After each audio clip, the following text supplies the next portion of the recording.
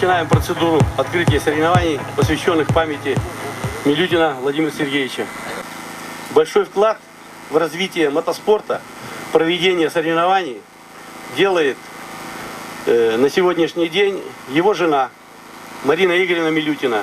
При помощи и является главным спонсором соревнований автокомплекс «Лера». В этом году мы решили сделать кубок переходящим, командный. И кубок будет переходить до тех пор, если кто завоюет 3 раза подряд, то та команда оставит себе на вечное хранение. Дальше пойдет новый кубок. Поэтому есть за что драться, есть за что бодаться. Ребята, вам желаю удачи. Пусть победит сильнейший.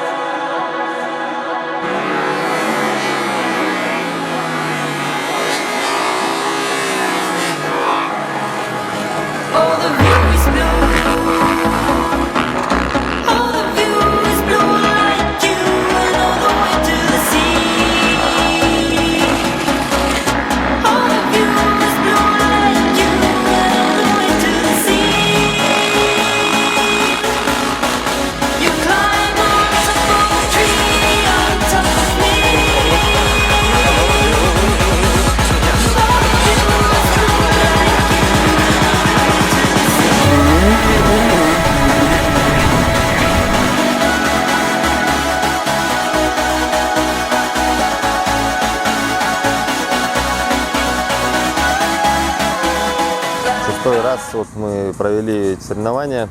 В честь его, этот человек был один из самых, сказать, кому был дорог этот спорт, он его развивал, пытался все предоставить для этого спорта, чтобы дети занимались этим.